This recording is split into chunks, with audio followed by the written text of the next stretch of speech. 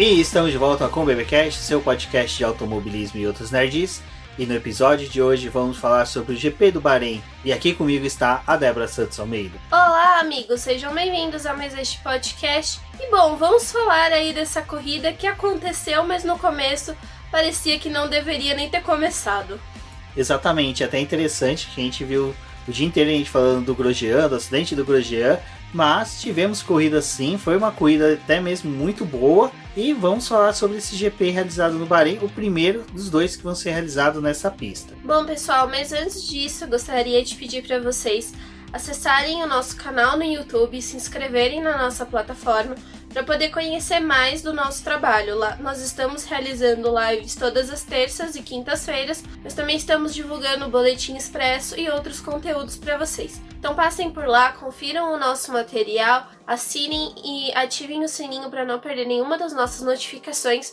A gente está vendo que o nosso público aqui no podcast está crescendo bastante, mas nós gostaríamos de levar vocês também lá para o nosso canal do YouTube, então venha com a gente. Exatamente. Bom, e se você gosta do nosso trabalho, acha ele interessante, considere se tornar um apoiador do Boletim do Paddock. No post dessa publicação do podcast tem o link da nossa campanha do Apoie-se. Você também pode acessar por apoie.c/Boletim do Paddock. Lá você pode acessar e verificar a nossa campanha. Também qualquer coisa pode conversar comigo, com a Débora nas redes sociais e conversar sobre uma forma de você apoiar o Boletim do Paddock.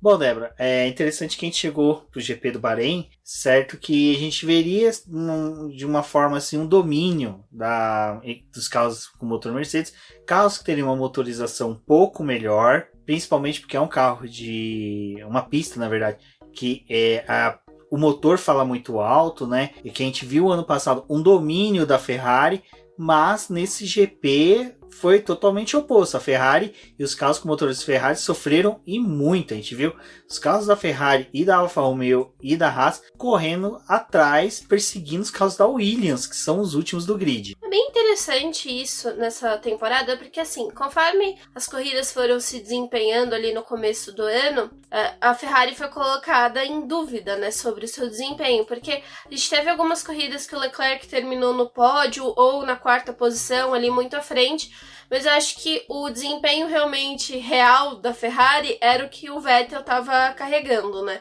Um carro com problema, um carro que precisava muito ser melhorado, e a princípio parecia um problema só de aerodinâmica e ficou constatado que era um problema de motor também, até porque a Haas e a Alfa Romeo tiveram também perda de rendimento ali no começo da temporada, e conforme as corridas foram passando a gente foi vendo os times desenvolvendo as suas atualizações, tentando melhorar. Infelizmente o motor não é algo que consegue, né, ter a mesma quantidade de atualizações que um carro tem nas peças aerodinâmicas, então a gente viu a Ferrari com um desempenho muito ruim. E quando a pista do Bahrein foi confirmada para o final da temporada, porque ele é um circuito de começo de temporada, ele geralmente é a segunda ou a terceira prova do ano, mostrou que assim, era uma corrida muito esperada para a gente saber como que estava o desempenho da Ferrari na pista, porque a gente pode dizer que eles tiveram sorte em algumas pistas durante o ano, mas o Bahrein não ia ser a mesma coisa, porque é uma pista que tem muitas retas, a parte dela sinuosa é pequena se comparado com o restante da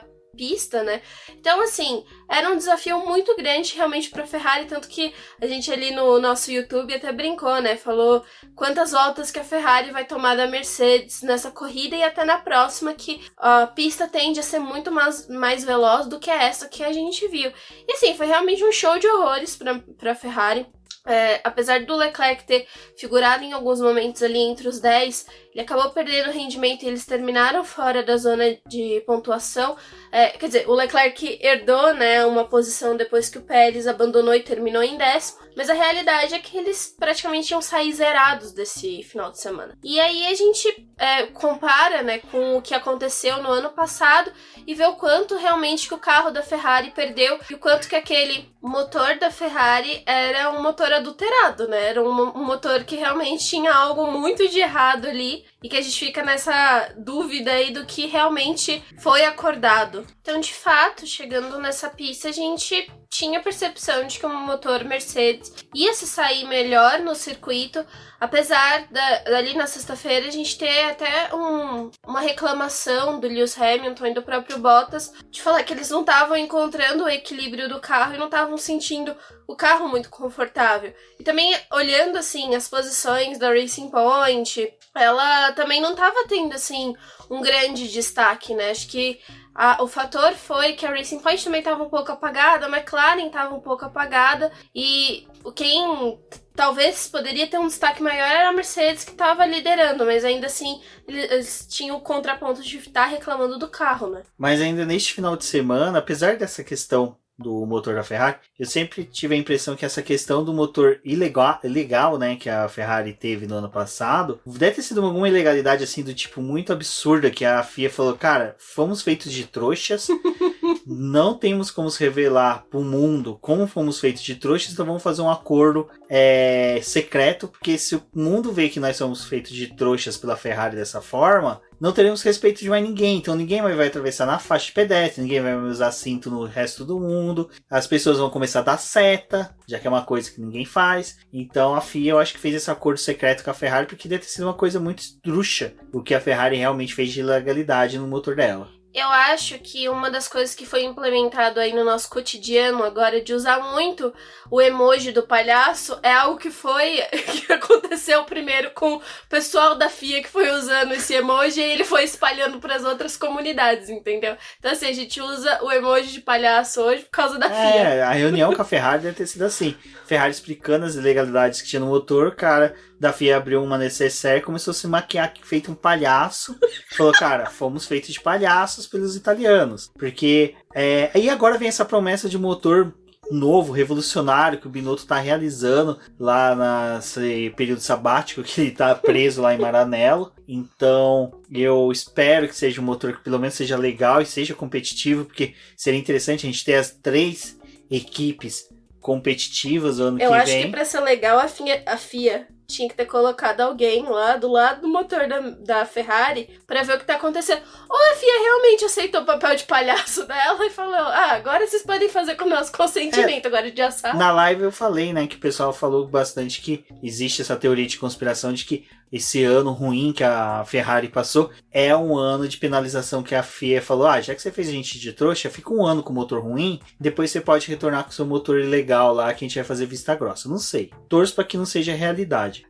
Mas uma pessoa que tem que ficar feliz que o motor Ferrari não é tão potente é o Romain Grosjean, porque senão a batida dele teria varado deserto afora. Então eu acho que valeu a pena o motor ser um pouco ruim nesta etapa. Mas antes de chegar no acidente do Grosjean, uma coisa que foi interessante, e aí a gente tá com a rainha dos pneus aqui pra falar. Eu não quero usar esse rainha dos pneus, porque eu acho meio estranho. Fica parecendo calendário de oficina. Mas a Débora acompanhou os testes livres que teve lá no Bahrein. E foi feito os testes do pneu de 2021, que para a alegria da nossa apoiadora, a Gia, os carros de Fórmula 1 acabou fazendo drifts, né, com esse pneu, porque ele é muito escorregadio. Bom, Rubens, a questão é que, assim, a pista do Bahrein, ela é uma pista até um pouco escorregadia, realmente, por conta da areia do deserto, que acaba invadindo a pista, então acaba provocando, né, alguns problemas ali, até que a gente sentiu durante a prova que realmente quem largou do lado sujo teve um pouco mais de problema do que o pessoal que conseguiu largar do lado limpo da pista, né? Essa questão da areia acho que acaba influenciando. E, assim, foram testes interessantes realizados nessa sessão, porque eles tiveram a oportunidade de utilizar o pneu tanto no primeiro treino livre e no segundo treino livre, né? Então as equipes podiam realizar os seus testes, tinham o mínimo de voltas para poder realizar, se eu não me engano eram 6 que eram obrigatórias, mas o pessoal estava até dando um pouco além disso para realmente passar um feedback para Pirelli. Mas assim, a gente viu, né, tipo, o Lewis Hamilton reclamando um pouco desses pneus novos, não parecia tá muito agradável utilizar eles.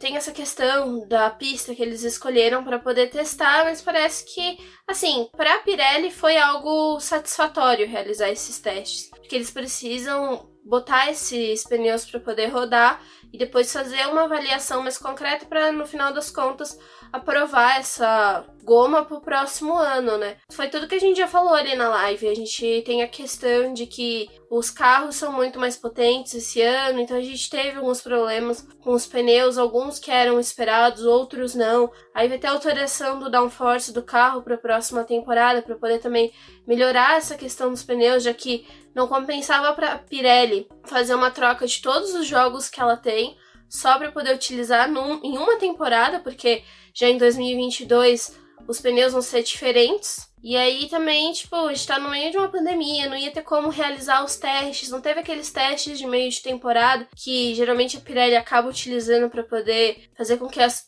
equipes rodem com esses compostos para poder ter a aprovação. Então a gente tá assim num ano muito crítico, que eles estão utilizando o treino livre da própria Fórmula 1, assim, enquanto os carros estão tentando fazer medições pro fim de semana para poder colocar esses pneus e obter algum resultado. E eu acho que é isso, né? Assim, eles testaram o C3, é um pneu que a gente até pode levar em consideração que eles estavam utilizando nesse fim de semana como o composto médio. Então eles tiveram, acho que talvez como comparar, né, o desempenho do C3 desse ano com o desempenho do C3 do próximo ano em condições iguais de pista, e teve as equipes dando esse feedback, e agora a gente vai ter mais um teste ali em Abu Dhabi com o pneu C4, que também vai ser alterado para o próximo ano, e aguardar aí mais detalhes da Pirelli e do que ela acha desses pneus. Bom, ainda nos treinos livres, né, Débora, a gente teve esse acidente ali do Alexander Albon, e vale salientar que foi um acidente meio estranho do carro dele,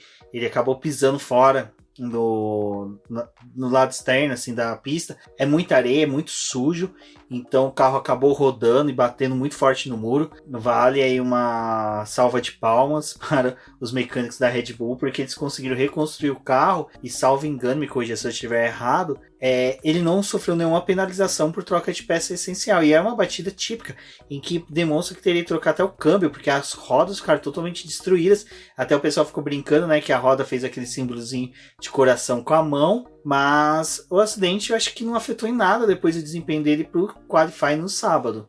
Na realidade, ali, assim, eles avaliaram, tiveram que fazer modificações do carro, mas não teve a necessidade de ter uma penalização. Então, eu acho que a gente tá vendo essa temporada, acho que teve poucas penalizações, assim, de troca de peça. Apesar da gente estar com 17 etapas, né?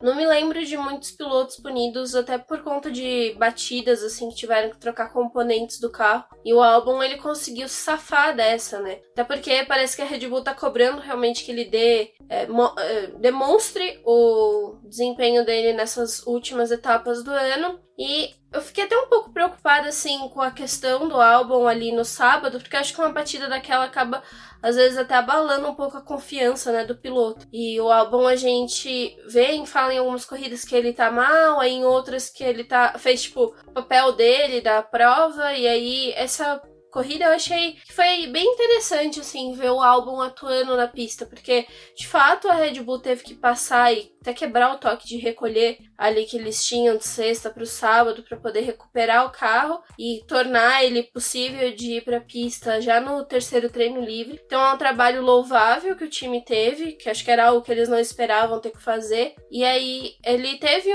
uma boa sessão, assim, tava andando perto do Verstappen. Depois, na classificação, o Verstappen classificou na terceira posição, mas ele conseguiu, assim, largar do quarto lugar. Então ele tava colado no Verstappen, não mudou o desempenho dele. E durante a corrida, que foi algo que também me surpreendeu, foi que ele teve ali, né, disputando com o Pérez, disputando com o pessoal, assim, segurando a posição do Gasly, na briga com a McLaren. E ele conseguiu, de fato, assim, tipo, teve ultrapassagens que ele precisou fazer porque eram necessárias por conta das paradas dele, em que a equipe acabava devolvendo ele atrás desses pilotos que não tinham realizado a troca de pneus, e ele tava ali, né, pra poder brigar e retomar a posição. Então foi um final de semana louvável do Albon. Acho que mesmo com os problemas que talvez uma possível batida, assim, sem poder voltar pra fábrica e analisar algo que aconteceu na pista, foi um trabalho muito bom da equipe e do próprio piloto. Exato, e foi bom até pro Albon que ele sofreu um acidente e teve depois um bom desempenho até no quali, e depois na corrida a gente viu o pódio dele.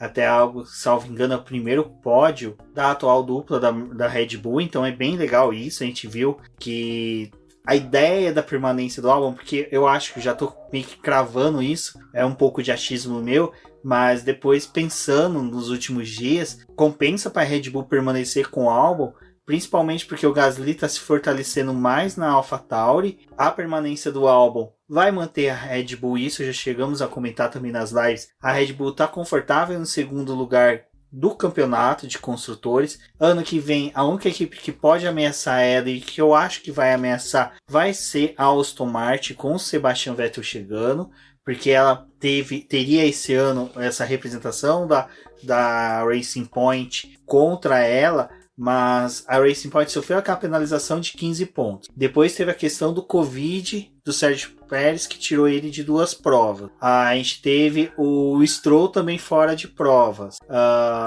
Que mais que aconteceu?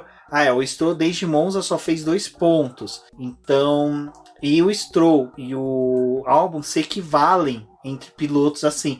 Então eu acredito piamente que em questão de forças o Vettel e o Leclerc e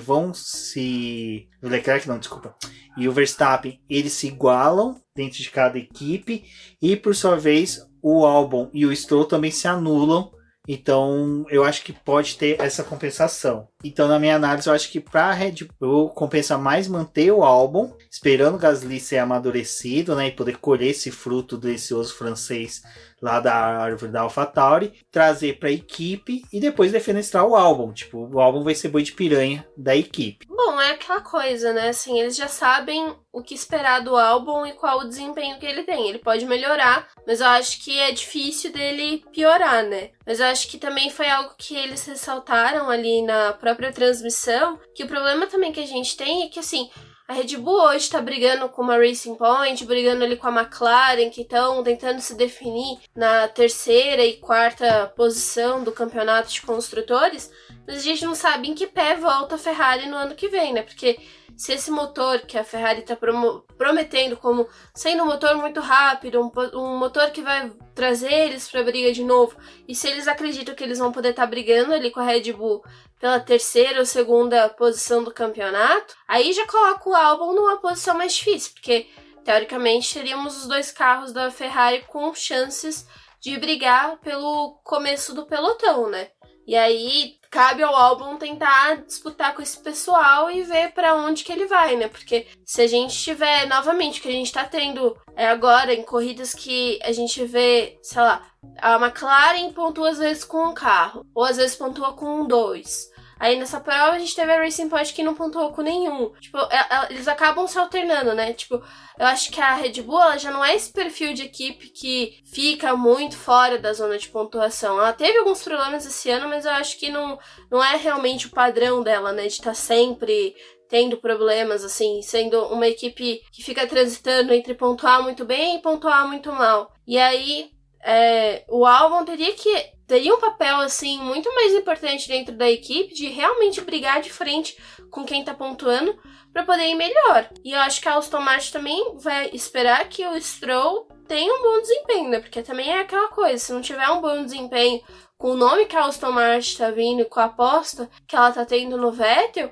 eu acho que é algo até complicado, né? Não fica muito bonito. E o próprio pai do Stroll falou, né? Se tiver que trocar, vai ter que trocar. Não é só porque não é o filho do dono. Não foi o pai do Stroll, foi o Stroll, né, que falou. Não é só porque eu sou filho do dono que eu tenho o assento aqui garantido. Então vamos ver como é que vai ser essa temporada aí. Mas eu acho que talvez por esse primeiro momento aí nessa zona de conforto, realmente a Red Bull acabe ficando com o Albon, mas ainda tem esse anúncio aí do Pérez pra gente ver o que acontece. Eu acho que é o fim, assim, da linha pro Pérez mesmo nessa temporada, na próxima temporada, e pro Albon talvez a chance de mostrar um desempenho na Red Bull, mas assim, tendo que realmente entregar o que ele tem que fazer. Exato, então a cobrança do Albon pode se tornar muito maior em 2021 exatamente por causa disso, porque ela vai ter uma ameaça, então é bom ele se acostumando. Eu sou crítico a ele pelo que ele não entregou nas últimas corridas, mas quando ele entrega eu vou falar que nem foi a mesma coisa com o Stroll, mas eu acredito que o Albon permaneça não por causa desse pódio de hoje, é porque ele já vinha sendo assim mais lento que o Verstappen, e de todos os pilotos que cogitariam para a função seriam ameaças para o Verstappen. O Hülkenberg ia tentar ir para cima,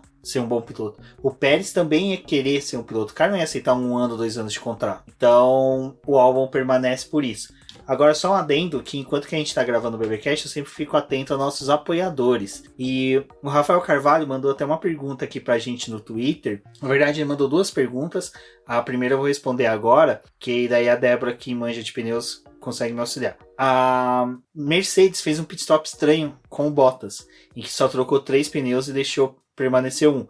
O mecânico ali, ele até aperta novamente a porca, só para certificar de que ela não tá saindo, é só um check-in, mas só que o carro segue normalmente, né?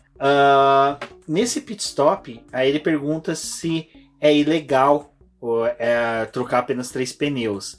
Aí eu gostaria que a Débora comentasse, depois eu vou fazer um comentário do que eu imagino que tenha sido esse motivo.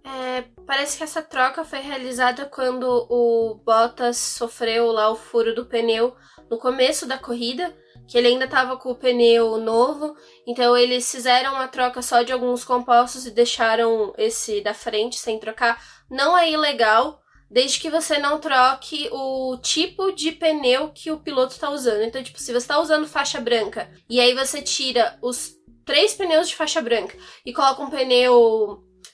e fica um pneu branco e você coloca os outros, substitui eles por amarelos, aí seria ilegal, porque você não pode usar 2 pneus de compostos diferentes no carro. Mas você pode fazer essa troca assim, tem no regulamento previsto que, se for preciso, eles podem realizar a troca só de alguns compostos e deixar desde que seja o mesmo tipo de pneu. Exato, e agora vai o meu palpite, que foi que eu respondi para ele no Twitter, que já não é a primeira nem a segunda vez que o Bottas está numa situação ruim de corrida e a Mercedes faz testes, tipo trocando os compostos mais de uma vez, fazendo pit stop mais de uma vez, simplesmente para saber o desgaste dos pneus e utilizar isso para a estratégia do Lewis Hamilton. Às vezes, a equipe mantém um composto já desgastado no carro para saber como o carro vai reagir a esse carro com pneus diferentes, como é que o carro vai reagir tendo um pneu mais desgastado do que os outros, porque era algo comum para quem acompanhou a Fórmula 1 nos anos 90,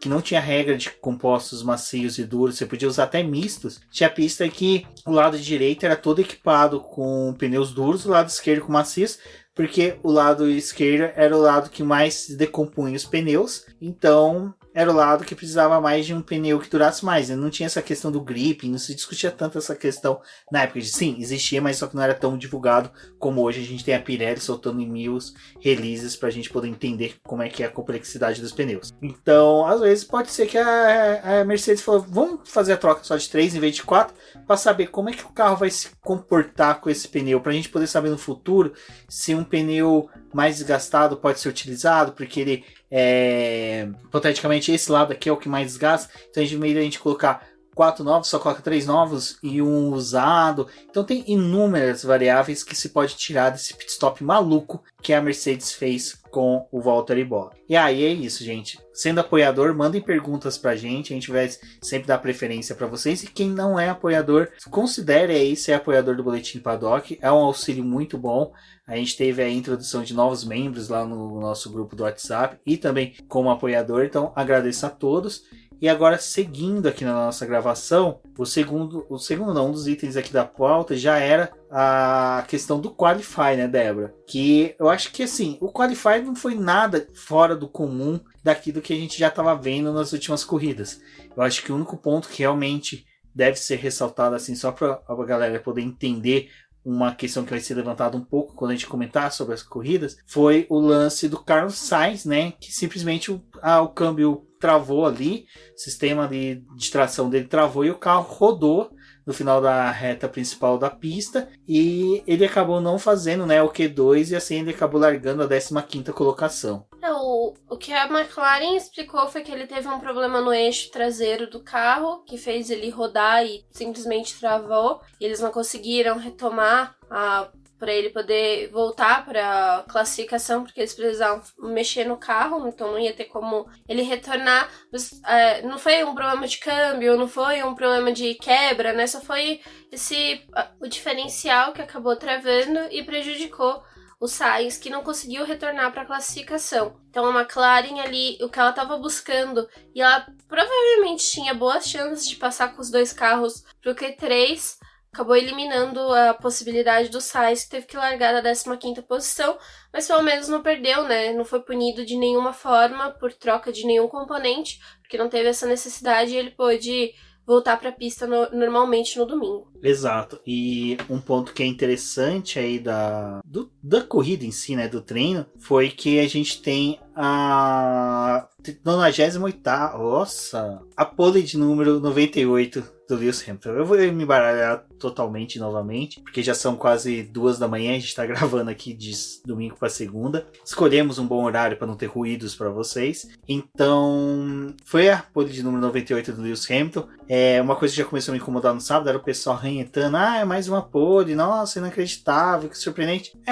Mas o cara fez por merecer, sabe? Tipo, tirou muito bem a pole, conseguiu a pole gigante, e é interessante que ele tá arrumando para a 100ª pole, tudo se enquadra, né, para ele fechar isso na última corrida do ano, então vai ser bem legal. Eu acho que é uma marca que a Fórmula 1 deve exaltar bastante na última corrida, que vai ser legal, que vai ser a única coisa boa, né, que a Abu Dhabi tem. Não, a Abu Dhabi tem que ter algumas decisões de títulos que foram ali bacanas, mas em questão de quali vai ser uma daquelas que a gente vai poder falar, putz, vimos a 100ª pole do Lewis Hamilton em Abu Dhabi. É algo que eu já até falei, né? Às vezes dá aquela coisa assim de o Hamilton ganhando de novo. Mas um cara que tem um brilhantismo, né? Tipo, por mais que ele tenha ganhado o 7º título já e que a Mercedes esteja com o campeonato completamente definido, tipo, o cara tá mostrando mais uma vez a diferença que ele tem para os outros pilotos na pista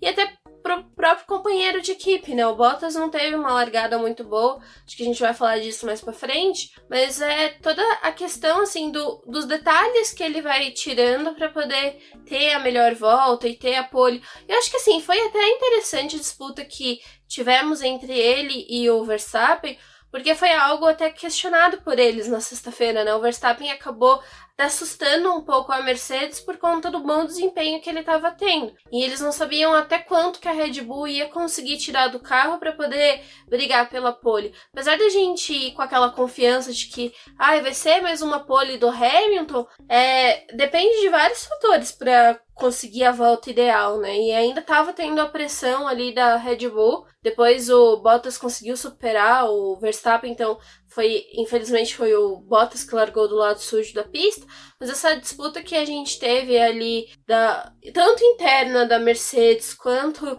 do próprio Verstappen, acabou até apimentando. Então, assim, se a gente olha só o resultado e fala, o Hamilton conquistou a pole 98 dele e, tipo, só olha pra isso, realmente pode até parecer um pouco chato, mas eu acho que olhando todos esses detalhes que ele tem, é aquela coisa que a gente tá falando já, acho que desde o começo da temporada, né? A gente tá vendo Hamilton escrever a história, ter arrumado para poder conquistar o 7º título, tá com 98 poles, que assim, é um número muito expressivo e um número que provavelmente deve demorar para poder ser batido, porque precisa um piloto ter toda uma construção que nem a Mercedes teve, todo o suporte que a Mercedes forneceu para ele. E a gente olha assim para algumas equipes ali do grid e a gente fala da onde que eles vão tirar toda essa estrutura para poder bater a Mercedes, né? E até mesmo em questão de regras, né? O que vai ser criado de regra para poder bater a genialidade que a Mercedes implementou dentro do automobilismo. Então,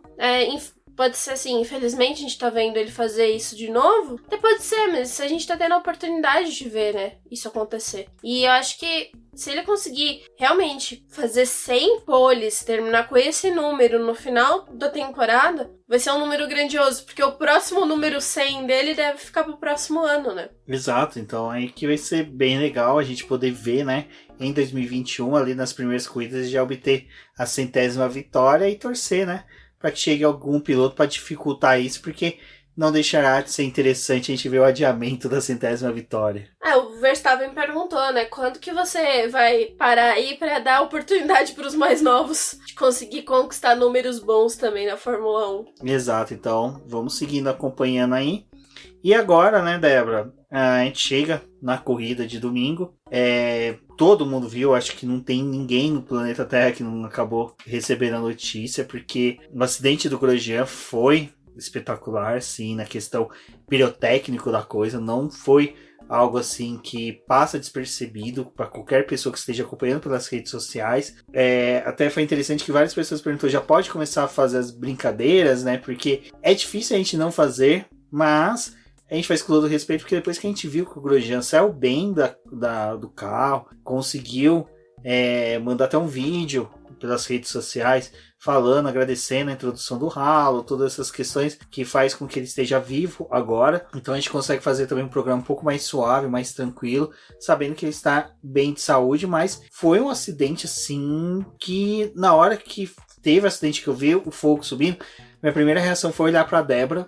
E até na hora que eu tuitei, agora à tarde, falando que ela ficou, acho que das 10h30 da manhã até quase 2, 3 da tarde, só com o computador no colo, fazendo os textos, os releases. E foi o único momento que eu vi que ela parou, porque ela ficou estática, né, na hora que ela viu o acidente. E foi realmente um acidente surpreendente, porque desde 1994 eu não via, naquele acidente que teve com o Jos Verstappen, pai do Max Verstappen, na Benetton, eu não via um fogo na Fórmula 1. Assim, dessa forma não. É tipo a NASA, né?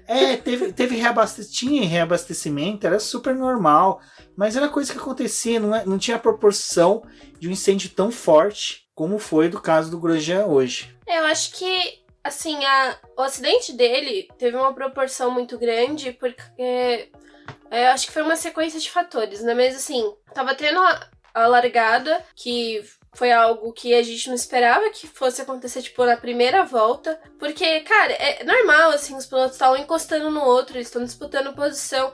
E a gente não começa assistindo uma corrida pensando no acidente que pode ter, né? Eu acho que hoje, talvez a gente até olha, sei lá, pra Spa, por exemplo, o acidente, porque teve acidente da Fórmula 2... E assim, tem toda aquela questão, então você acaba lembrando, ali quando chega a prova de Suzuka, a gente lembra do Jules Bianchi. E aí, agora essa corrida que, assim, Bahrein, acho que não era um lugar que a gente esperava que ia ter um acidente, e na proporção que teve. E aí, tipo, foi um acidente, assim, que...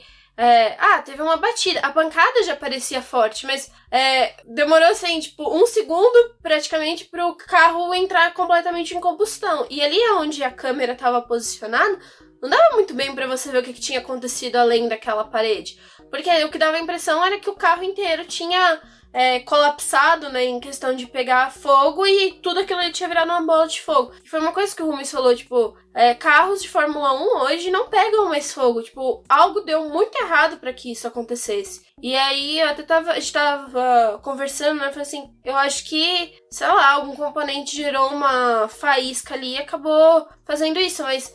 Foi o que o Rubens tinha falado, geralmente quando o carro bate, que tem a separação do tanque, né, e do motor, já tem um mecanismo para que ele corte a gasolina para que esse combustível não vaze e não tenha esse risco. Então, assim, foi um acidente que a gente realmente não esperava. Eu fiquei até assustada porque eu fiquei assim, tipo, eu escrevo sobre isso ou acabou a corrida realmente, sabe? Porque eu fiquei meio que em pânico, assim. E aí você começa a lembrar de outros acidentes, né? Tipo, eu vou até ser um pouco... clichê, mas acho que você acaba lembrando um pouco do acidente do Senna, porque assim, tipo, teve acidente, aí tipo, não vamos mais mostrar o acidente, corta pra gente mostrando pros carros voltando pro pit lane e enfileirando ali, e ninguém fala nada do que tá acontecendo na pista. Então assim, apesar de ter sido poucos segundos entre a batida, os carros terem voltado... Segundos não, né? Levou minutos. Mas enfim. Os carros terem voltado pro pit lane e aí, de fato, eles mostrarem o Grosjean dentro do carro médico, ali parecia até uma eternidade, né? Porque você falou... dada a proporção da imagem, você fala, ele morreu. Ele simplesmente morreu. Tipo, eles não estão mostrando nada porque ele faleceu já dentro da pista, sabe? Então, a gente...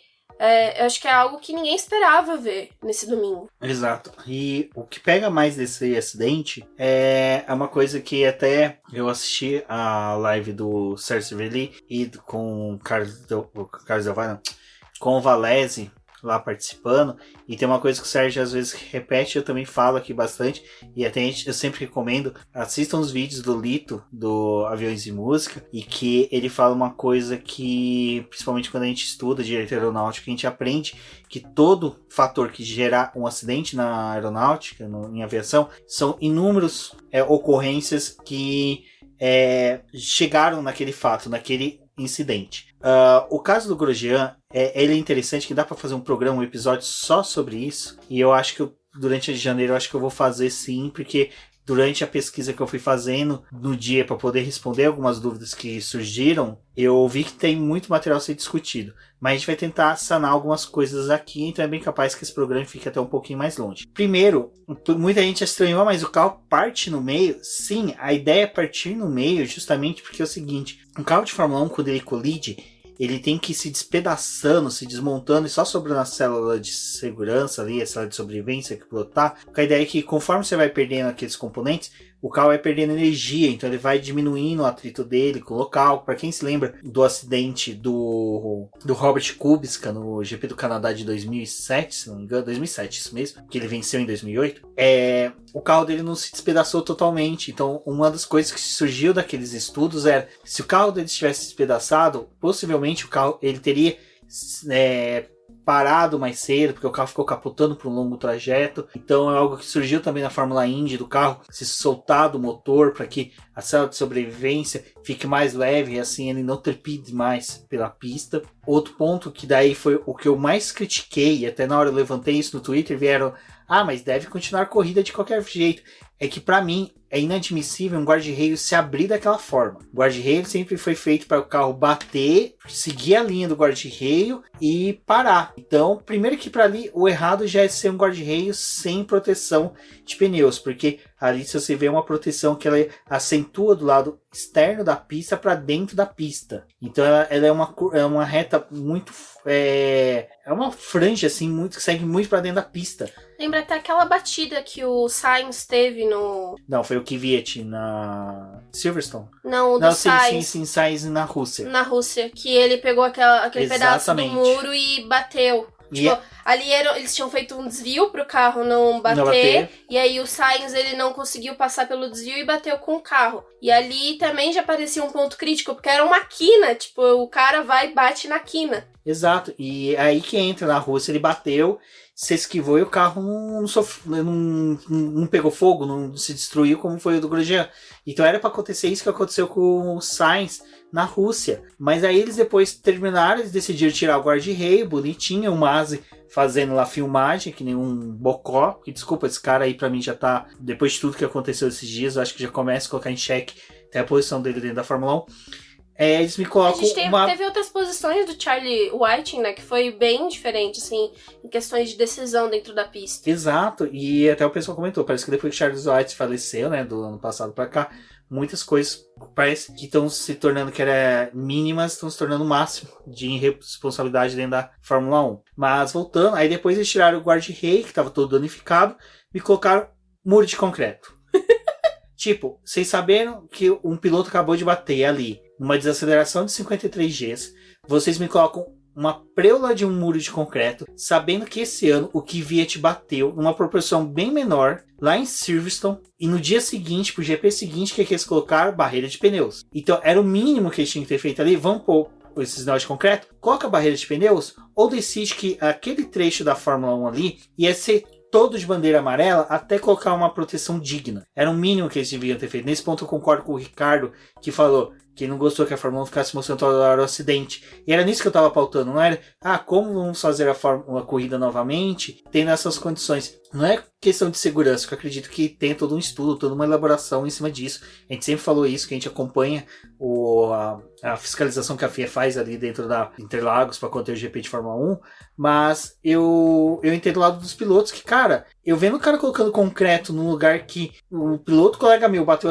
e deu uma desaceleração de 53 Gs, o Kvyat no começo do ano bateu lá em Silverstone, o carro destruiu, ele sofreu, ele teve problemas dele, depois ele teve náuseas, foi conversado sobre isso, e agora eles me repetem uma cagada dessa. Eu acho que o que é bem interessante desse acidente, e que foi algo que a gente até tinha falado na live de quinta-feira, é o quanto que o GP do Bahrein tinha sido parabenizado pela questão de estrutura que eles forneceram, assim, tipo, eles iam receber a Fórmula 1, eles se moldaram para poder receber a Fórmula 1, eles conseguiram apresentar um quadro de segurança, apresentar a questão de, se tiver que remover um carro, a gente tem equipe. A equipe de lá também é muito elogiada, né? Eles falam que o pessoal que trabalha na pista consegue executar o trabalho muito bem feito, que é algo que acontece aqui no Brasil. Tipo, a equipe de segurança do Brasil é muito elogiada quando tem algum acidente. Tipo, é um pessoal que treinou muito e que sabe o que tá fazendo. E aí, de repente, a gente tem essa corrida, parece que tudo, assim, todos os elogios, tudo que a gente tá vendo mina, né? Tipo, dane-se. Eu até coloquei, quando a gente começou a ver que eles estavam colocando a barreira de concreto, eu falei, gente, é sério mesmo que vocês vão colocar uma barreira de concreto onde um cara acabou de bater e ele só, de certa forma, foi salvo, e aí, muito entre aspas, porque o carro conseguiu se enfiar no meio do guarda-reio, o ralo salvou ele, mas porque ele conseguiu passar por ali, E aí vocês resolvem colocar uma barreira de concreto porque, se um piloto bater agora, ele finalmente morre, né? Porque, tipo, não faz sentido, sabe? E qual vai ser a decisão que eles vão tomar pra próxima semana? Porque vão deixar aquela barreira de concreto, tipo, foi uma coisa que a gente usou pra poder conter aqui o problema, sanar o problema que tivemos agora, mas eles vão resolver isso mais pra frente? Ou vai deixar e a próxima corrida a gente faz com a barreira de concreto mesmo, que tá show? Tá linda aqui. Exato, e essa é uma das críticas que eu tive, que é dentro disso, são vários fatores, mas aí a gente começa por um outro fator que é, o carro não era para ter pegado fogo. Isso é inadmissível na Fórmula 1. Eu pesquisei bastante, até mesmo para responder uma dúvida que o Rafael Carvalho mandou pra gente, que é o mesmo que mandou a dúvida dos pneus, então, tiverem dúvidas, apoiadores podem mandar, ouvintes também, responderemos com o maior carinho, que era quanto de G, né, força, né, G, que é um tanque que resiste. Na literatura que existe sobre tanques de combustível de Fórmula 1, eu não achei nada que especificasse quanto, né, mas o que eu entendi sobre isso é que, assim, até 2013, os tanques de combustível, que deixaram de chamar até tanques de combustíveis, eles chamam de célula de combustível, porque ele já não é mais um tanque rígido, ele é maleável, porque ele é feito por um tecido chamado Nomex. Esse tecido é o mesmo que fabrica os macacões dos pilotos de caça, então para justamente que tem altas temperaturas, incêndio, entre outras coisas. É a mesma que fabrica roupa de bombeiros. Então aquele bombeiro que chegou lá com incêndio, ele poderia chegar a tirar o Grosjean lá de dentro normalmente, porque a roupa dele é o mesmo tecido do macacão do Grosjean, do que reveste o tanque de combustível. Ele é feito por um conjunto de fibras e tecnologia toda que faz com que seja parece uma bolsa, né, um sacolão, né, de lona, e ele é bem resistente. E até 2013 ele tinha emendas, ele tinha cortes para que ele pudesse ser moldado. A partir de 2014, ele parou de ter esses cortes, parou de ter esses moldes, e começou a ser fabricado por meio de uma prensa térmica que fazia com que as partes se colassem e assim não permitisse vazamento, rupturas dele. Não tivesse uma emenda, né? Exato, então ele não possui emendas. Até onde que as válvulas que injetam combustível, sai combustível, entra ar para comprimir o tanque. É uma tecnologia muito louca do tanque. Então ele é feito por esse sistema de vedação, que é por pressão e calor, que faz com que não tenha vazamento de forma alguma. Então as válvulas mesmo são umas válvulas que, se ela se rompe, ela lacra automaticamente. Então, se você põe um plug ali de combustível, na hora que você tira, ela automaticamente se tranca, fecha. É feito de material altamente resistente, titânio em alguns modelos. Então, você não tem como romper aquela célula. O que mais tem no tanque de combustível é que ele, além de ser feito com isso, ele tem todo um revestimento de fibra de carbono e de alumínio que protege entre ele e o piloto e entre ele e o carro. Justamente onde se rompeu com o carro do Grosjean. Como ultimamente o carro de Fórmula 1 ele tem uma parte elétrica, que é o MGUK, né, Débora? Que depois a Débora vai até comentar sobre a questão do Pérez, ele em 2014 teve essa mudança de ser um tanque de combustível mais resistente, justamente porque essa parte eletrônica superaquece, levanta altas temperaturas, pode soltar faísca, então justamente o tanque de combustível foi moldado para essas exigências de um motor mais híbrido. Mais híbrido não, motor híbrido. Então o tanque de combustível de Fórmula 1, ele era para ser seguro. Aonde que para mim tá a falha disso? E até o Ricardo Silva, um texto que vai ser publicado amanhã no Boletim do Paddock, ele explica um pouquinho mais com detalhes sobre isso, e até foi interessante que ele mandou esse texto agora enquanto que a gente está gravando, então rapidinho eu dei uma lida, entendi, e até legal que casou com a nossa pauta, então obrigado Ricardo por ter auxiliado aqui. Foi que o carro da Haas, para quem se lembra, a gente já falou muito da deficiência que ele tem, que é uma deficiência decorrência dele ser fabricado de uma forma monstro de Frankenstein. Cada parte vem de um lugar. Cada parte é de um fabricante. O câmbio, suspensão traseira, motor, é tudo da Ferrari. A Dallara fabrica o chassis. Então, provavelmente, e pelo que eu entendi até agora do que foi especulado do acidente, e eu ressalto, foi especulado do acidente, é que houve um atrito entre essa construção do carro da Haas e o tanque. Tem uma foto que mostra a lateral esquerda do carro, que você vê um furo redondo, que do lado direito, quando você observa o carro, tem os plugs, onde que são vários furinhos, porque são vários sensores que tem ali na hora que você está injetando gasolina, que um sensor indica como o combustível está caindo, entre outras coisas. É um que retira o ar que está dentro do tanque para não gerar pressão de você estar jogando combustível, não ter para onde o ar sair. E do lado você vê esse plug que eu comentei agora há pouco, que ele não pode se romper do tanque porque ele é fechado hermeticamente, tem inúmeras técnicas para se fechar ele, e do lado esquerdo não tem esse plug. E no carro em si, provavelmente quando houve a ruptura dele com o chassi, deve ter sido de uma forma assim que a construção fez com que o tanque sofresse um dano que não era nem calculável pelos engenheiros que desenvolveram ele, não era calculável que pudesse existir um dia esse atrito, essa resistência que o motor e o resto do cabo teria comparado com o tanque. Então, eu acho que um dos fatores foi a construção do carro da Haas, que fragilizou o tanque e que gerou essa explosão ali do carro. Porque não é só, furou o tanque e vazou. Sabe? Não era pra furar, né? Foi uma explosão, isso. parece, sinceramente, o que parece que eu vi foi que houve uma compressão contra o tanque, como o tanque ele é maleável, ele jorrou a gasolina para fora. E também teve o fato que assim, ali na primeira volta que eles deram, o tanque tá completamente cheio, porque eles enchem esse tanque e conforme vai passando a corrida, vai esvaziando, não tem reabastecimento mais, então você já vai com a quantidade máxima do combustível que é permitida dentro do tanque para poder fazer a corrida, tudo isso é calculado durante treino livre, durante as voltas de simulação de corrida, eles fazem isso para ver quanto que o carro tá gastando naquela pista, quanto que ele vai precisar. É diferente do que a gente fala ali da Stock Car, que tem, né, o pessoal que tem que abastecer o carro. Então a Fórmula 1 trabalha de um jeito diferente. A parada dela é destinada pro pneu. Ali na Stock Car a gente tem uma parada destinada para o abastecimento do carro e para a troca de pneu. Então são dois trabalhos completamente diferentes. E o Rubens falou muito bem, né?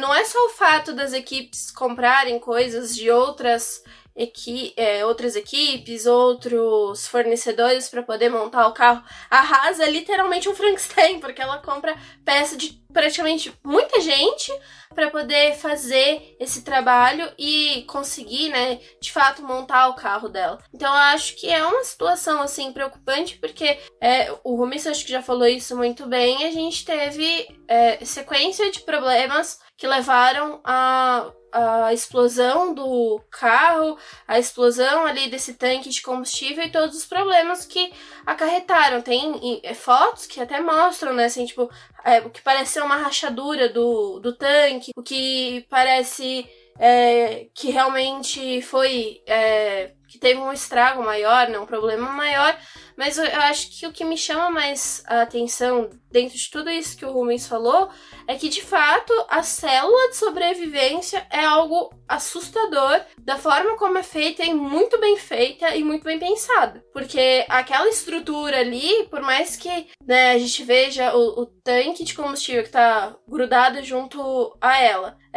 aquela parte ali sofreu um dano, mas a célula tava inteira, né? Tipo, ela, a questão da Haas, assim, por conta do fogo, perdeu toda a tinta daquela célula, mas a estrutura em si não foi danificada, né?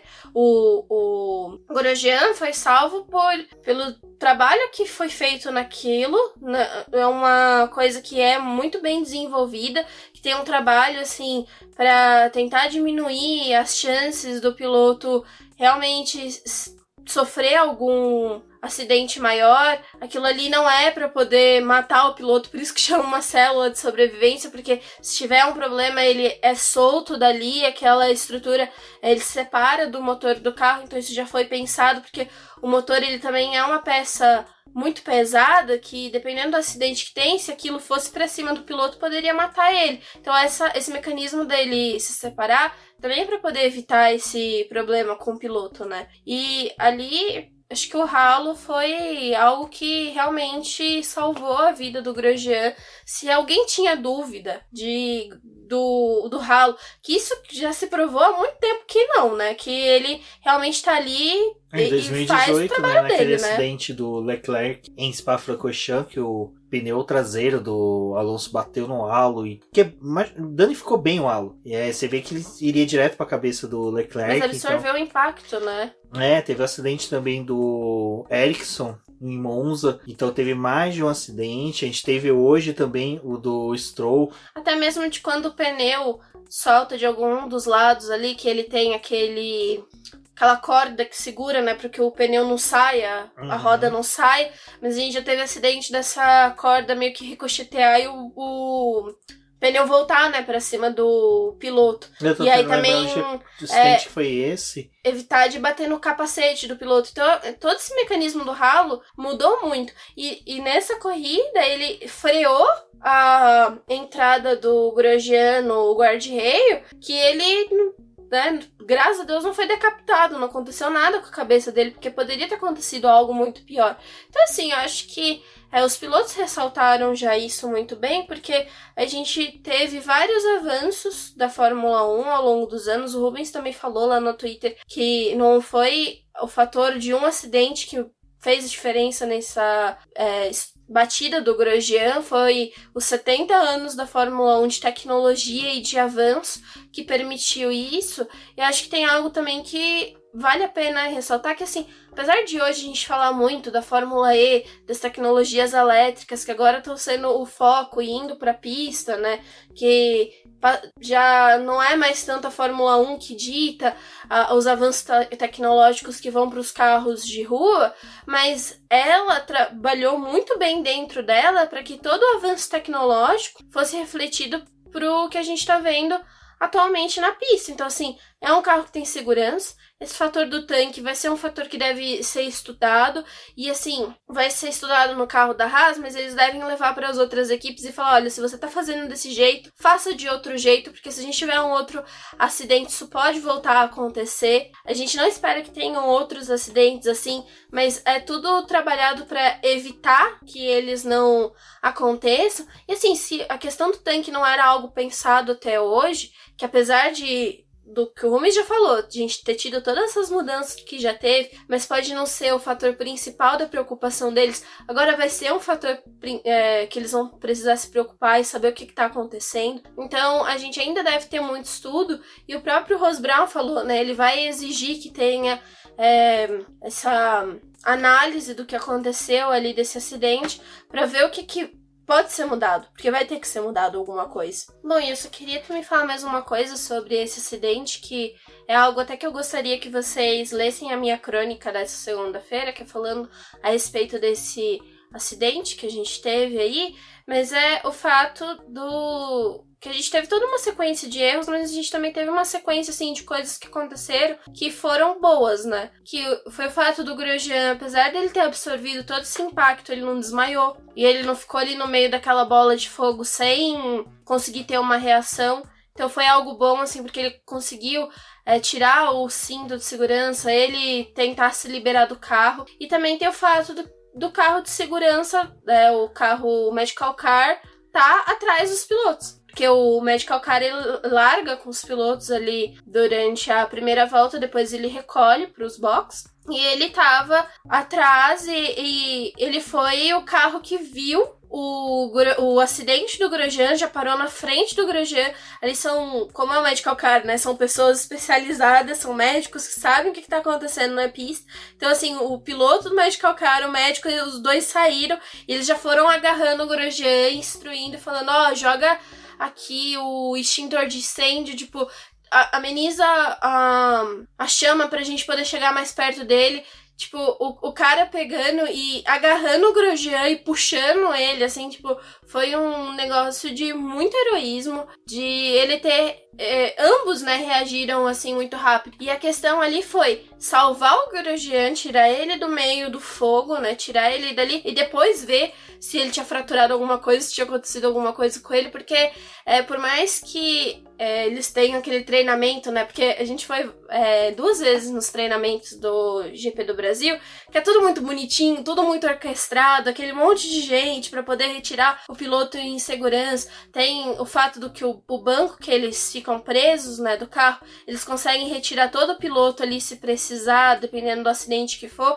Só que ali foi um acidente com fogo, tipo, não tinha como você largar o piloto ali dentro e esperar com que a chama apagasse para poder tirar ele, né? Porque a temperatura vai subindo, o piloto inalando todo aquele gás por conta do combustível, tipo, foi algo muito rápido. E eu acho que se tivesse sido assim, qualquer outra volta, numa segunda volta ou até no meio da corrida, ia ser um acidente muito pior, porque o carro não ia chegar rápido, porque o pessoal que tava ali perto da onde aconteceu o acidente do Grosjean, tipo, assustou com o acidente, só depois que o bombeiro foi ter a reação de chegar com o extintor, e foi o que o Rubens falou, tipo, o cara tá com uma roupa que é preparada pro incêndio, e mesmo assim ele tava, de certa forma, de longe, pra poder tentar apagar o fogo com extintor de incêndio. Então, assim, poderia ter sido muito pior e a sorte realmente foi o que aconteceu na primeira volta. Só corrigindo uma coisa, eu esqueci na hora que eu falei do tanque, mas o material que ele é feito é de Kevlar,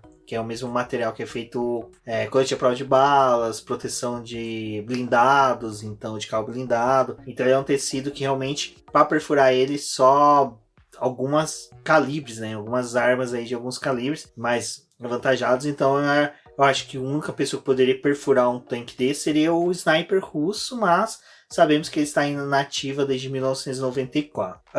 Agora, né?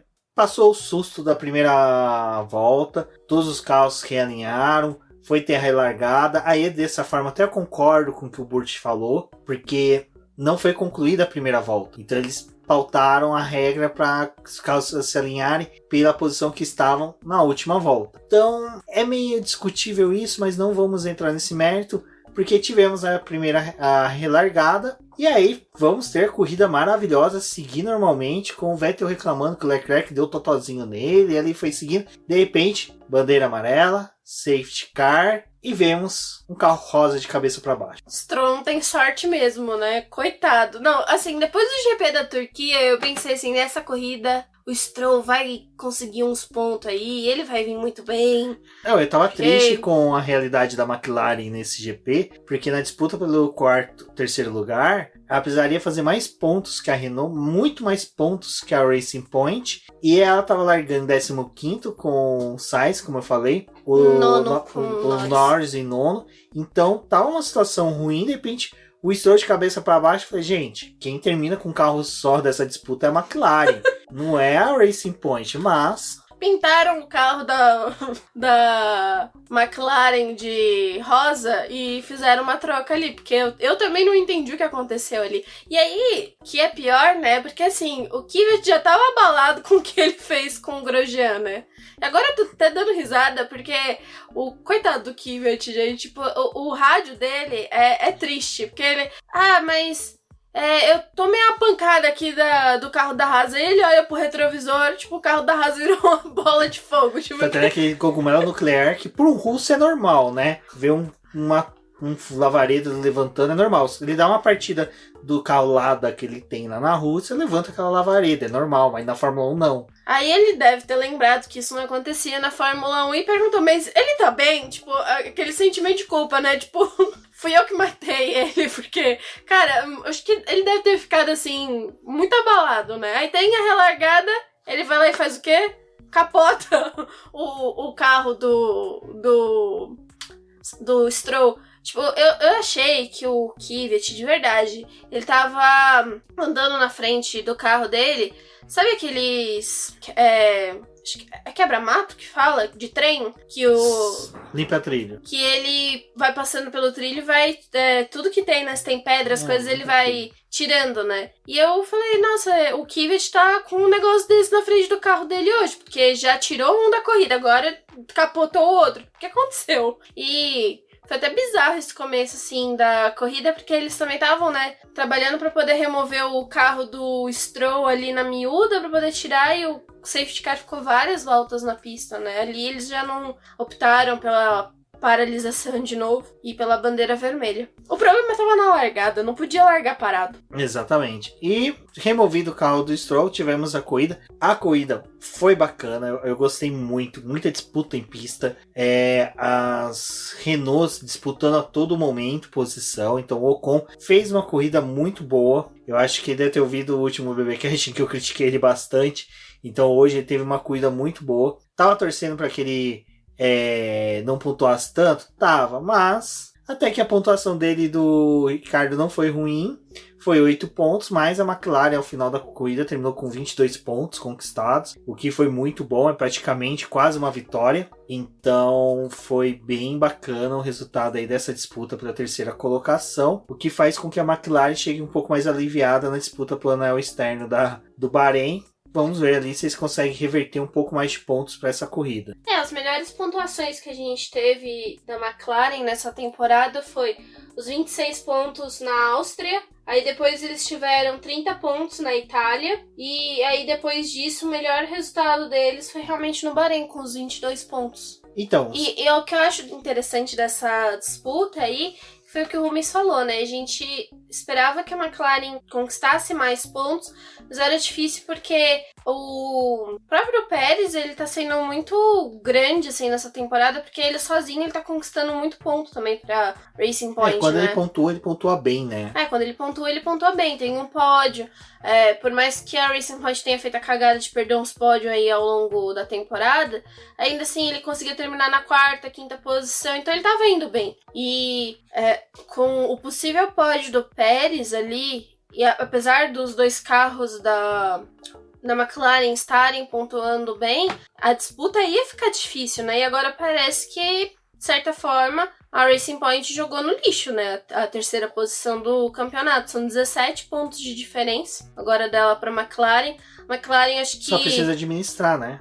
Como ela fez no começo do ano, né? Espero que ela não esqueça os problemas que ela conseguiu arrumar depois. Porque a McLaren começou com uma vantagem confortável ali na terceira posição, foi deixando o pessoal brigar e de repente todo mundo encostou nela, né? Então, assim, é uma vantagem de 17 pontos, porém tem que tomar cuidado com a Racing Point na próxima corrida, porque com esse histórico da McLaren de ir bem numa corrida e depois não ir tão bem nas outras, pontuar só com o carro, ou nem pontuar, tem que ver isso daí, né? Como é que vai ficar essa decisão desse terceiro lugar do campeonato. Mas é uma vantagem, até porque o Rubens já mencionou aí, a Renault pontuou, mas não pontuou tão bem. Os dois carros da Racing Point ficaram fora.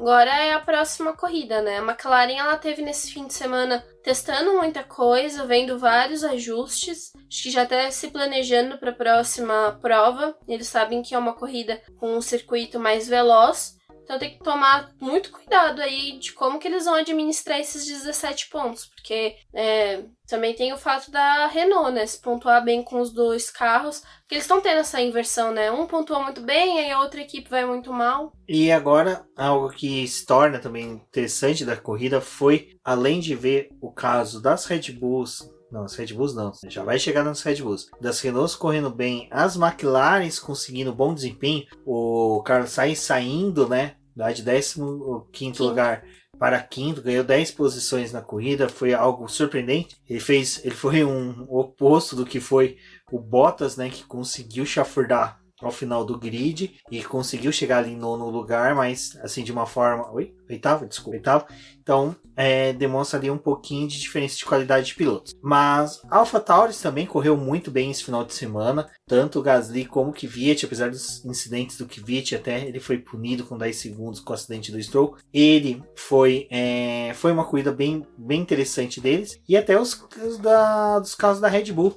Então, eu acho que esse desempenho que a Red Bull viu dos 4 carros da família bovina, eu acho que ela tende a anunciar, e deve sair segunda-feira agora, você está ouvindo o BBcast, se não saiu o anúncio, deve sair em alguns instantes, se não saiu agora, ou daqui a pouco, ou já foi, que a Red Bull vai permanecer com o motor Honda. Eu acredito que vai ser isso, porque o motor tá bom, rendeu, demonstrou esse final de semana. O Verstappen colocava calor, e não de uma forma como foi do Corujão, mas no Lewis Hamilton, que o Lewis Hamilton de pneus mais médios, o Verstappen de pneus duros, tava chegando no Lewis Hamilton, tava mantendo com uma consistência de proximidade ao Lewis Hamilton, que era surpreendente. E era interessante você ver isso para um carro da Red Bull, que é aquele carro que a gente sempre tem que temer, que o cara, quando começa a acertar desgaste de pneu, o motor já começa a não quebrar, mostrar um bom desempenho, opa, a Red Bull pode dar um salto ano que vem.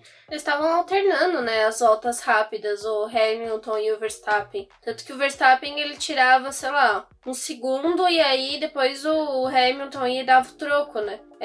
Ainda a Mercedes tem o conjunto melhor, mas eu acho que agora ela deu uma assustada a Red Bull conseguiu dar uma assustada na Mercedes, sim, porque se pegar circuitos assim e realmente ter esse bom desempenho e eles conseguirem manter esse motor, porque vai ter mais uma temporada com esse motor, então ano que vem também, assim, fiquem muito espertos com o que a Red Bull vai fazer, porque eu acho que eles tiveram uma leitura dessa temporada que, apesar de não ser uma temporada igual no próximo ano, não vai começar provavelmente da mesma forma, com os mesmos circuitos, mas ainda assim eles já sabem o que eles acertaram. Eu acho que a Red Bull tende a cometer menos erros na próxima temporada e ser o grande desafio da Mercedes, sim. Então, é um carro que rendeu muito bem com os pneus, porque o Verstappen não tava reclamando dos pneus, né, tipo, de desgaste. Ele tava tentando tirar a volta rápida, tanto que ele falou pra Red Bull, né, eu vou fazer o que eu tenho que fazer aqui pra poder ir atrás dele. E eu acho que o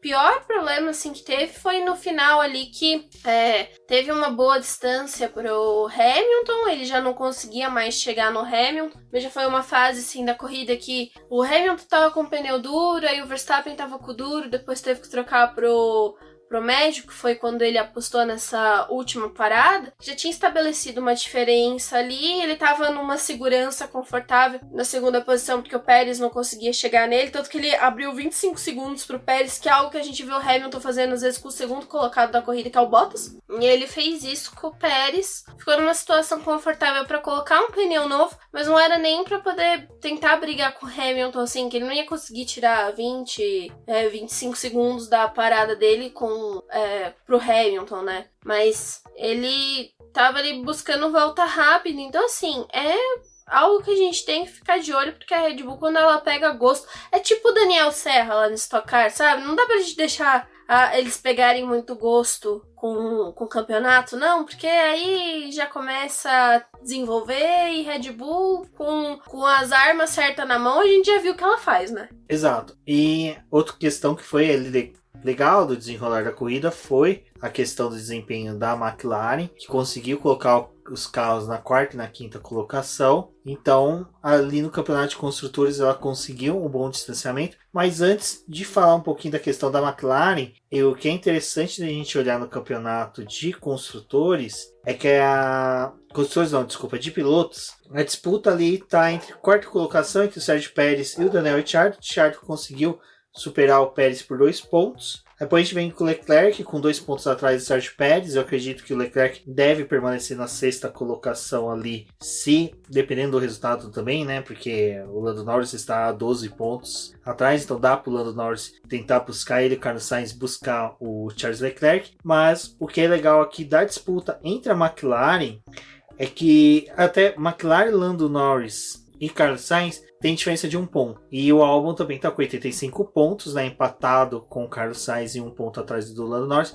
E esse 1 ponto do Lando Norris é interessante porque ele tem 2 voltas rápidas no ano. O Carlos Sainz tem uma. Então até que a gente comentou um tempo atrás que as voltas rápidas do Lando Norris poderia fazer diferença sim para o campeonato de construtores. Deve fazer, mas mais interessante é que está fazendo a diferença para ele no campeonato de pilotos, aonde ele deve finalizar, né, na frente do Carlos Sainz, e esses pontos de voltas mais rápidas vão fazer essa diferença. E aí fica interessante a gente olhar para o campeonato de construtores para a gente ver essa briga, né, entre do quarto até o oitavo. Se tivermos corridas caóticas, aí pode acontecer uma mudança bem acentuada entre os pilotos. E no campeonato de construtores a gente tem a McLaren com 171 pontos, com uma diferença bem considerável para a Racing Point, que tem 154 pontos, e a Renault com 144 pontos. Então, esse campeonato de construtores a gente pode falar que teve uma mudança drástica nesse GP, principalmente em decorrência da quebra do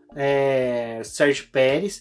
A saída do Stroll acho que não mudaria muito o cenário, porque o Stroll não é um piloto que vinha com uma consistência tão boa. Então eu mesmo falei no passado que o Stroll não era um piloto que a gente podia confiar para a Racing Point pontuar consideravelmente para a disputa do campeonato de construtores. Seria o Carlos Sainz, o coringa deles. Carlos Sainz não, desculpa, o Sérgio Pérez, mas o Sérgio Pérez acabou tendo essa quebra do motor, né, Débora?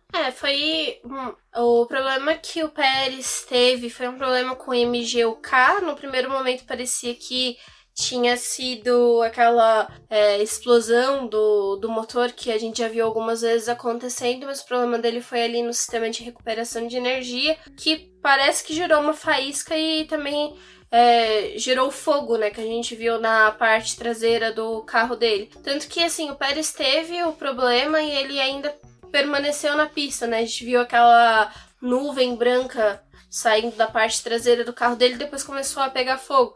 Tanto que tem até uma labaredinha do fogo ali, saindo bem próximo do piloto, né. Então, foi um começo que o Pérez teve, assim, de corrida muito bom, porque ele partiu para poder atacar o Verstappen, que estava na segunda posição, aproveitou que o Bottas tinha largado muito mal e ele foi ali para poder brigar com o Verstappen. Então o pessoal estava até falando, né, mas o Pérez não merecia estar nesse pódio. Ele, de certa forma, merecia, porque a largada que ele fez, assim, de ameaçar o Verstappen, e o Verstappen até que foi muito limpo, assim, na disputa com o Pérez, de não deixar ele ficar com a segunda posição, e ele...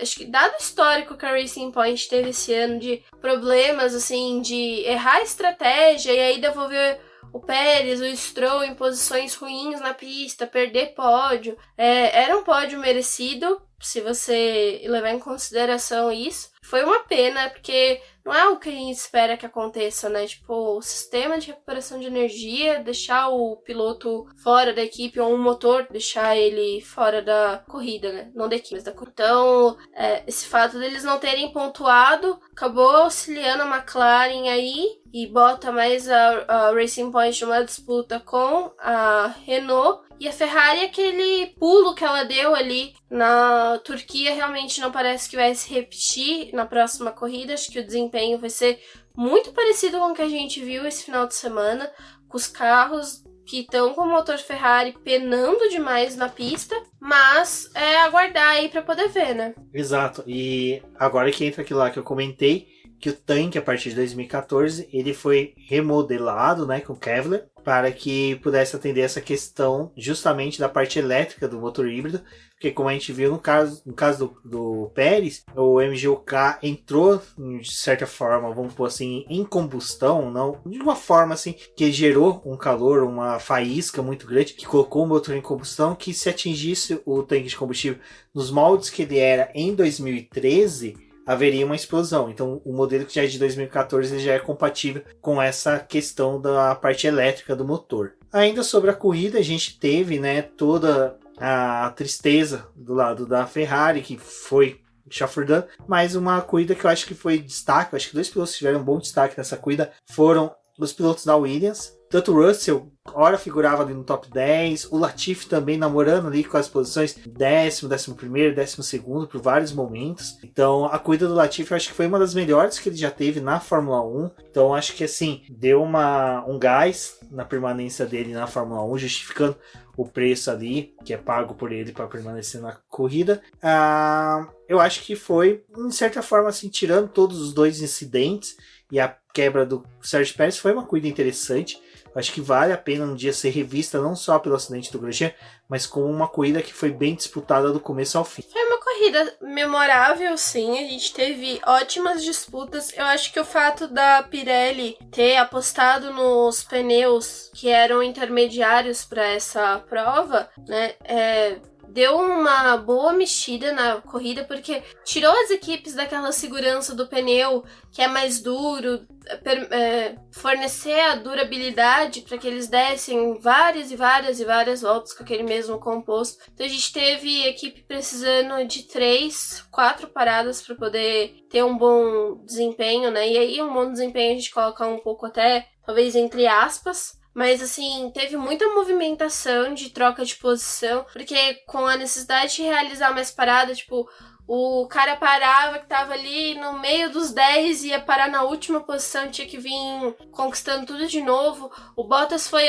alguém, né, que passou por esse problema durante essa corrida, porque ele teve aquele furo lá no pneu, já teve que parar, caiu para a última posição. Aí o Bottas entrava na zona de pontuação, a Mercedes ia lá e parava ele de novo para poder trocar o pneu, porque ele já tinha, né, desgastado o pneu e precisava voltar e ter um desempenho melhor. Então, foi pautada a corrida muito nessas paradas e acho que é algo que a gente gosta, né? Tipo, quando a Pirelli, de certa forma, acerta, que ela não fica se gabando muito daquele pneu ter durado trocentas voltas, e a gente tem essa possibilidade de que, já que não tem outra forma artificial de ter movimentação na corrida, tem a troca dos pneus, né?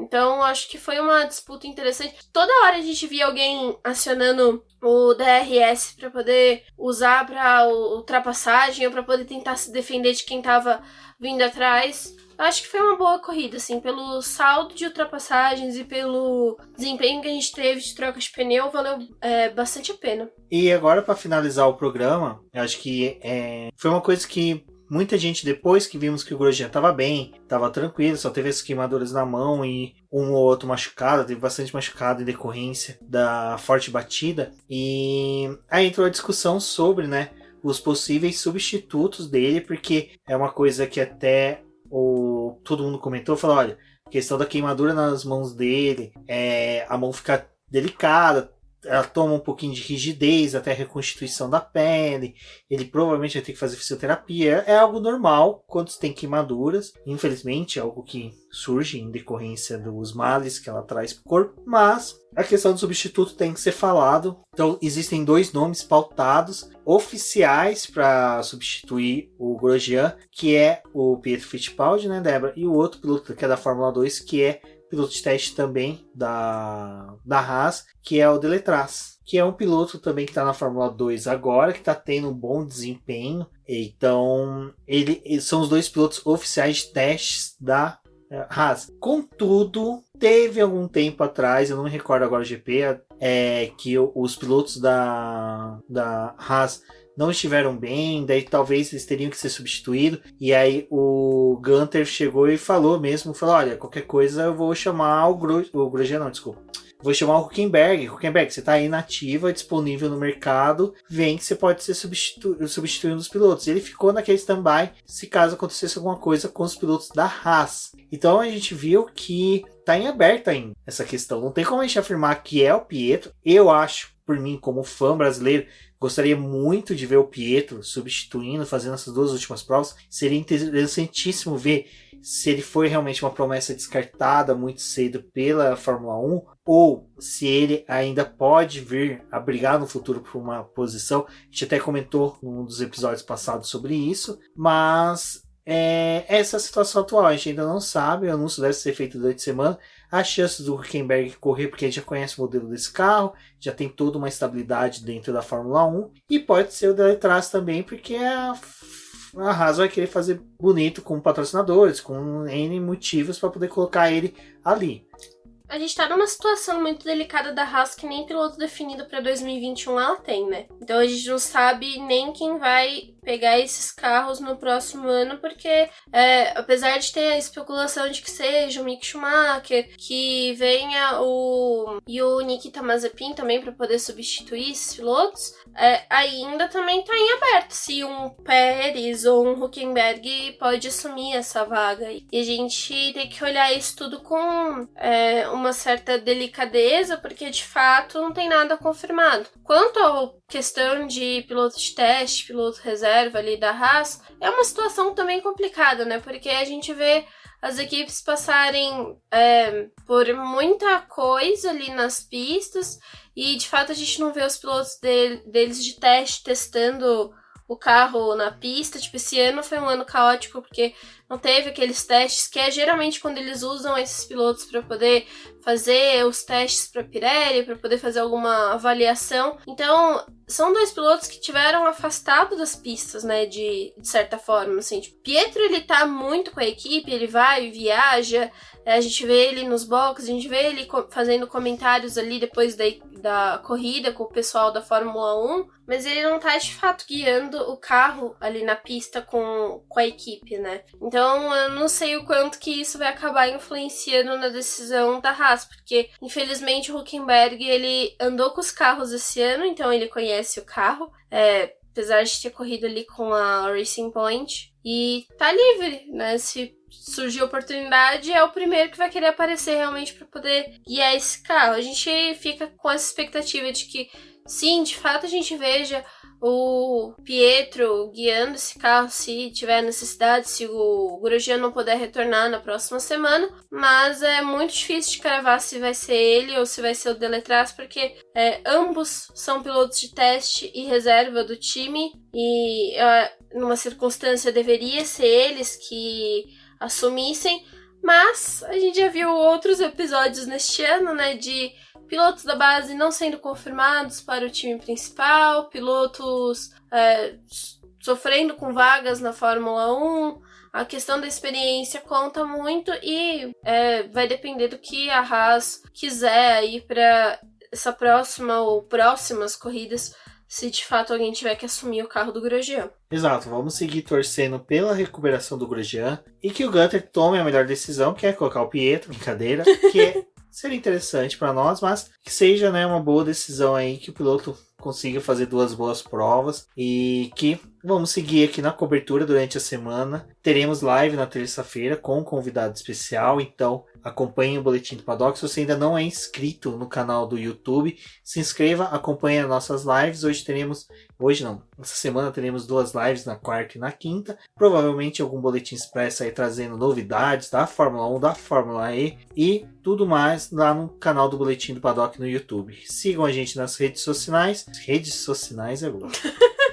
É que, gente, já são mais de 2 horas, a gente tá quase... tipo um GP, um Jornal Nacional. Exato, aqui a gente já tá quase 4 horas gravando, então volta, decide o que vai falar, então é bem cansativo, então agradeço a todos, muito obrigado por estarem aqui e se inscrevam no canal, sigam a gente nas redes sociais. Eu sou o Rubem GP Neto, até a próxima, tchau! Bom, pessoal, eu sou a Débora Almeida, no Twitter como The Flowers. Acompanhe o meu trabalho por lá também, os nossos textos do Boletim do Paddock. Se surgiu alguma dúvida, também passe lá nos nossos textos, saiba o que aconteceu. Tem o texto volta por volta e tudo que aconteceu nesse final de semana. E é isso aí, até a próxima! Ei, não desligue ainda não, temos um recadinho para você. Você conhece o nosso programa de financiamento coletivo e contínuo do Apoia-se? Ele funciona da seguinte forma: mensalmente você contribui com um valor para o Boletim do Paddock, e com este valor nós revertemos em edição e publicação dos podcasts BBcast, dos vídeos no YouTube e na produção das lives, bem como auxilia no desenvolvimento e no crescimento do site e também da nossa divulgação nas redes sociais. Além de uma recompensa que é participar do nosso grupo do WhatsApp do Boletim do Paddock, onde que você terá um acesso mais ilimitado a todos os membros do Boletim, bem como você vai poder ter participações no BBcast, nas lives do Boletim do Paddock. Então fiquem ligados nas publicações do BBcast e também nas lives do Boletim do Paddock no YouTube. Bom, agora segue a lista dos nossos queridos apoiadores, aqueles que auxiliam o Boletim do Paddock através da plataforma de financiamento coletivo e contínuo do Apoia-se. E são eles: Ricardo Bannerman, Maia Barbosa, Elezer Teixeira, Luiz Félix, Arthur Felipe, Rafael Celone, Will Mesquita, Antônio Santos, Rogério Froner, Helena Lisboa, Cássio Machado, Carlos Del Valle, Bruno Vale, Eric Nemes, Bruno Shinozaki, Alberto Xavier, Will Bueno, Ricardo Silva, Beto Corrêa, Fabrício Cavalcante, Arthur Apóstolo, Sérgio Milano, Melquiades Veloso, Micael Souza, Ezequiel Bale, Cineu Messi, Rafael Arilho, Rafael Carvalho, Fábio Ramiro, Lauro Vizentim, Maria Ângela, Thaís Costa,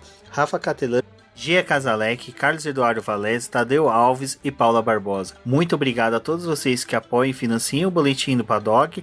E agora sim, vocês finalizaram e agradeço muito por terem ouvido o BBcast. Não esqueça de compartilhar e chamar seus amigos para ouvirem o Boletim do Paddock nas plataformas disponibilizadas. Um forte abraço e até a próxima.